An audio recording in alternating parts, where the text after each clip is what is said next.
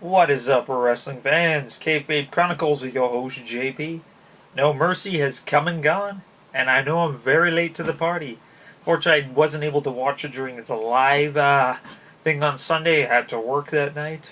First time I've missed a pay-per-view in a long time. I was able to watch it later on in the week, so finally, without further ado, I'm going to give you guys my review. What did I think about it? Who the hell knows? My mind is confused just as much as you are. So let's get that ball rolling. Opening up the night, we have Intercontinental Championship match: The Miz with the Miztourage taking on Jason Jordan. Um,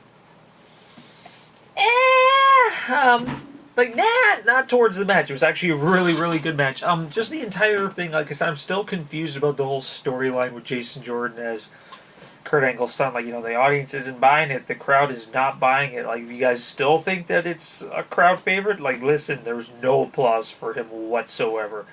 And it's weird because, he's so good in the ring. Like, Jason Jordan's one of the best in-ring performers, up-and-comers that they have right now, in my opinion. So, they didn't have to do this storyline with him and Kurt Angle. I think he could have gotten over fine without it, but I think the fact that they pushed the storyline is why people aren't really liking it. The match itself, though, was exactly as you expect, exactly as everyone predicted. Jason Jordan just in there giving it his all, throwing the Miz all over the place. A lot of great grapple, suplexes, counters. Like I said, Jason Jordan's really just the prime in-ring competitor that he is. It's kind of crappy that he's been put in this predicament in regards to a stale storyline that the audience just isn't buying. Of course, end happens. Miztourage, of course, interferes. Jason Jordan gets hit by the skull-crushing finale. Miz retains his title, as predicted. But the one thing I didn't like about this is after they're trying so hard to sell Jason Jordan. They even interview him after the match, and they're like, "So, Jason Jordan, what do you feel about losing?" And he's trying to get the crowd over, and they're just like, "Dirt, whatever." I don't know what's got to give. I was kind of saying, in my predictions video, that I think it'd be really cool if it was, the Miztourage and someone else taking on, Team Angle, where it's, Kurt Angle, Jason Jordan, Shelton Benjamin, and Chad Gable. I think that'd be awesome. I think the crowd would lose their mind over that. But, yeah, Jason Jordan just deserves more. But hell of a great match, in my opinion. Coming up next, we have Finn Balor taking on Bray Wyatt. No Demon Finn. It's just regular Finn Balor. This match far exceeded my expectations. I was whatever, derpity-doo with this match. I didn't really care because I've seen it a billion times. And we all predict it's going to be the same thing as always. Bray talks a lot of smack, puts on crazy, creepy promos, gets in a feud, loses, on to the next one.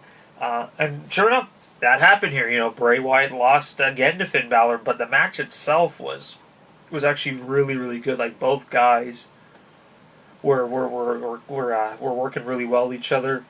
There's a lot of good ring chemistry. One part of the match I really liked was when Finn was on top of the turnbuckle, and then Bray did that reverse spider crawl thing, and kind of Finn was had this sheer look of creepiness in his face. But yeah, overall, the storyline was a little weird. The matches that they've had, I'm tired of the feud, but overall, exceeded my expectations. Another great match. So, yeah, so far you're looking pretty good, No Mercy. So far you are looking good.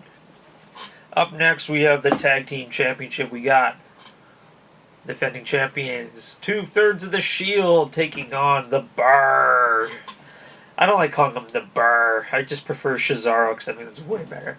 As I predicted, this would probably be the match of the night, and you know what? I believe that this is probably my favorite match of the night. Yeah, it was truly just so much crazy crap going on. Both teams just work so well with each other. One spot you guys probably all heard about, but Cesaro went into the ring post, hit it dead on. I thought initially he knocked his teeth out, but apparently he just pushed them both up into his jaw, into his upper jaw. But yeah, his face was just dripping blood. Turned around the camera, you can see his teeth are gone. But kudos to Cesaro for finishing the match. If I would have got my teeth knocked up into my face, I would have been like, ew, Jesus.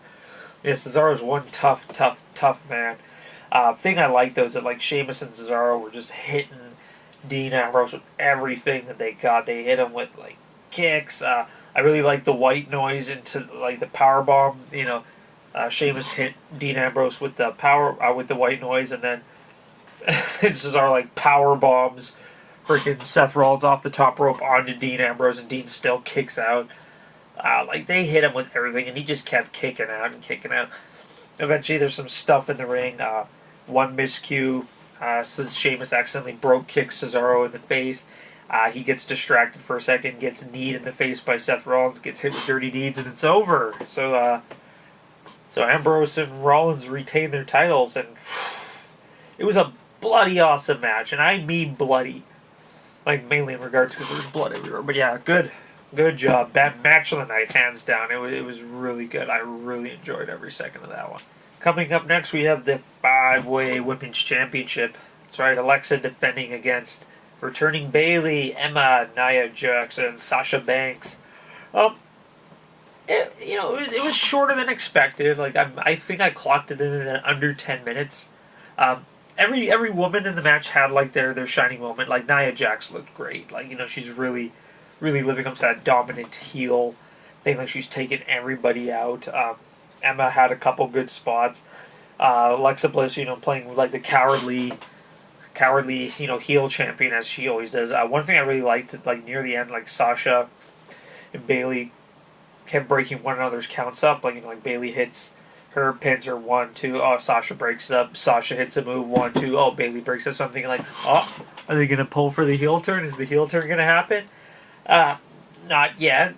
Finally ends where everyone kind of gets knocked out of the ring. Bayley gets hit with Alexa Bliss's DDT, and she takes the pin, and Alexa Bliss retains, which was pretty shocking. I didn't see that coming. I figured Alexa was probably maybe going to win. Like she wasn't my main pick, but I didn't see Bayley taking the fall. That was kind of weird. They push her as like this returning. The crowd has been booing her lately, and then she returns. So you have her lose. That's not really the way. Like if you're trying to get somebody to not be booed, having them lose isn't the route to go. But yeah, Alexa Bliss wins. Another decent match. Said we're going pretty good right now. We are going really good on this pay-per-view. So, coming up next, we got the Mania match. We got John Cena taking on Roman Reigns. Holy shit, this was awesome.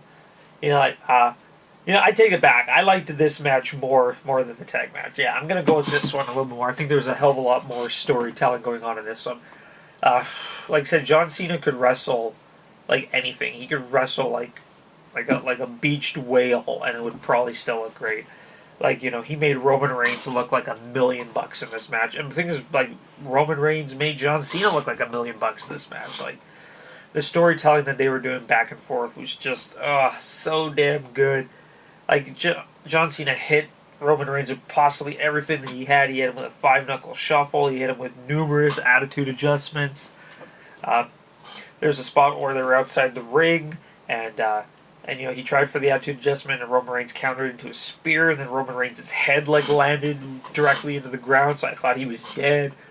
And it just pretty much at the end, John Cena went for an AA, then he did another AA. It was really cool. He hit him, then he rolled him, picked him up, and did another AA, and yet friggin' Roman Reigns kicked out again. Roman Reigns manages to hit him with a Superman punch, pop him with the spear, and 1, 2, 3. Roman Reigns has beaten John Cena clean. There was no dirty shenanigans in this match. And then, of course, at the end of the match, John Cena raises Roman Reigns' arms and points to him. A really cool meme that I saw was Hulk Hogan lifting up The Rock's arm, and then it was The Rock lifting up John Cena's arm. That was John Cena lifting up Roman Reigns' arm. So it's kind of essentially the passing of the torch. Which makes a lot of sense because, Roman Reigns is the guy that they're really trying to push. And he's getting better. I'm liking his mic work now. I'm liking him in the ring. I don't hate him as much as I used to. He's actually quite fun to watch. I know, I feel weird. This is bizarre coming from me. But yeah, after the match, they shook hands. That's a mutual sign of respect. And then John Cena kind of stood in the ring and waved to the crowd, went outside, shook hands. The "Thank You Cena" chants went on. He gave his armband to a kid, did one last salute and bow, and yeah, is John Cena retiring? That kind of looked like a retirement to me.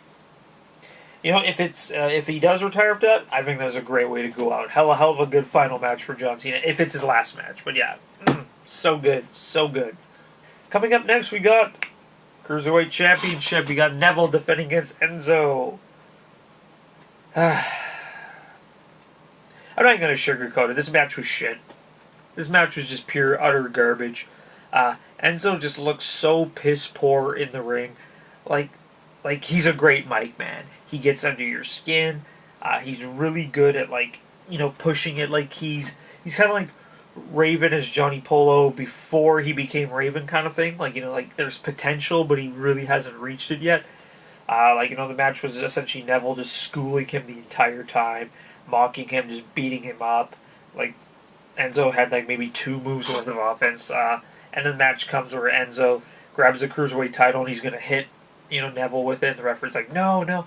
So, the referee grabs the belt, and as he's putting it back outside the ring, Enzo kicks Enzo right in the balls, rolls him up for the 3 count. So we have a new Cruiserweight champion in Enzo Amore. Now, there's pluses and minuses to this. The plus is it puts some personality in the Cruiserweight division. Granted, he's not the best wrestler, but people watch him. He gets eyes on the division, which is what the Cruiserweight division really needs. Not to take anything from Neville. Neville has had an amazing year as Cruiserweight champion. He really opened people's eyes up.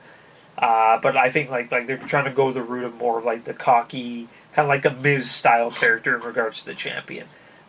He just needs to learn how to wrestle.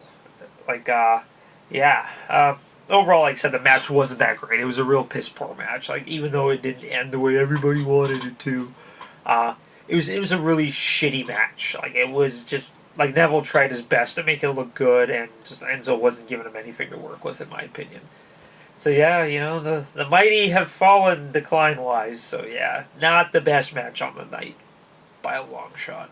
And closing off the show, we got Universal Champion Brock Lesnar taking on Braun Strowman.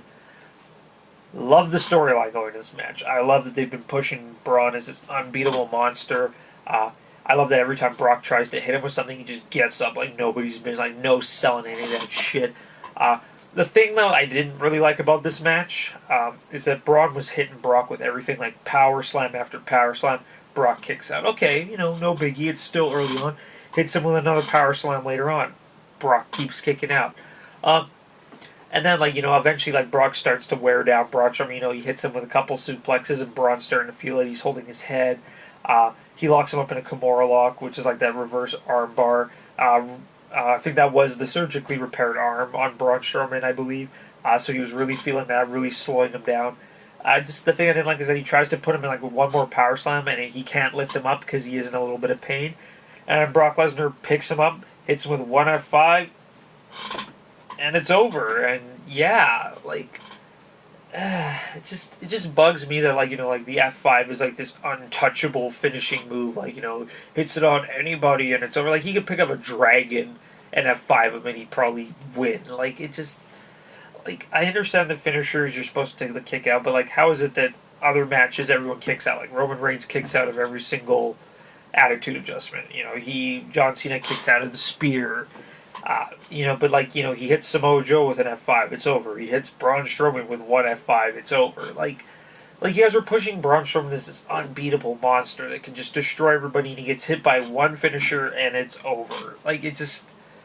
It doesn't make sense storyline-wise. If you guys were really gonna have Brock win, which is what you did, I would have had more stuff going on. I would have made Braun look as more like the unbeatable monster. Like I said, he got crushed in an ambulance and he survived. And you're telling me he can't kick out of one F5?